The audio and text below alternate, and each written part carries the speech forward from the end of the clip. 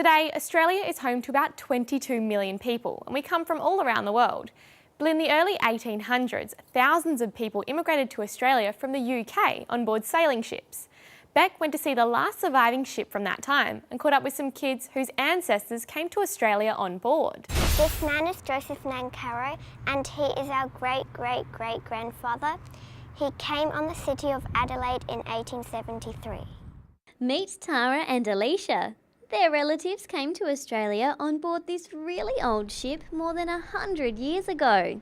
He was 17 and he came out with his parents, his cousins and his brothers and sisters and his auntie and uncle.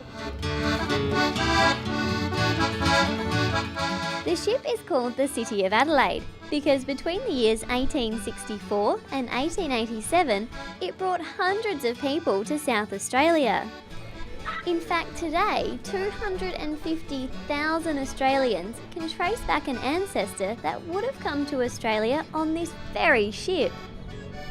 During the 1800s, thousands of people immigrated to Australia, and lots of British settlers started to call New South Wales and Victoria home. Most of them were convicts who were shipped to Australia to free up space in UK jails. Then in 1834, South Australia became a state. Officials in the UK called SA a free settlement. They said there weren't to be any convicts sent there. So ships like the City of Adelaide were built to bring passengers over. The ship had 3 phases of its life, and it's the first third of its life coming to South Australia. It was the rich and famous were coming out. This type of ship is called a clipper ship. Clippers were known for their speed because they were faster than the standard ships of the day.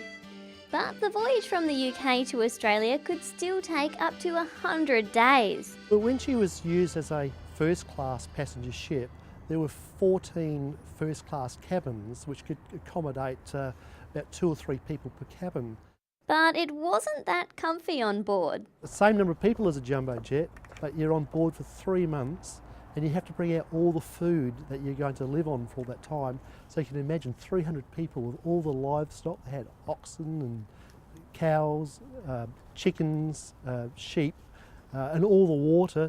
Lots of families came out on board the ship, but it wasn't much fun for kids. It might have been very boring because there isn't technology like computers and phones and things to play games on, so they would have to read books and play games like with rocks and things.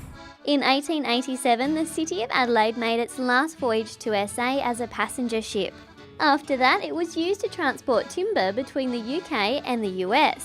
Then in 1893, it became a floating hospital. And in 1923, it was used as a training ship for the Royal Navy. But since the early 90s, the ship has been sitting on a slipway in Scotland. It was going to be demolished, so a group in Adelaide banded together to bring the ship home. 14 years later, all that work paid off, and the City of Adelaide set sail from Scotland on board a much larger ship. I'm just really amazed that they would actually find it. I mean, where would they find it, or how would they keep it for so long, so many years?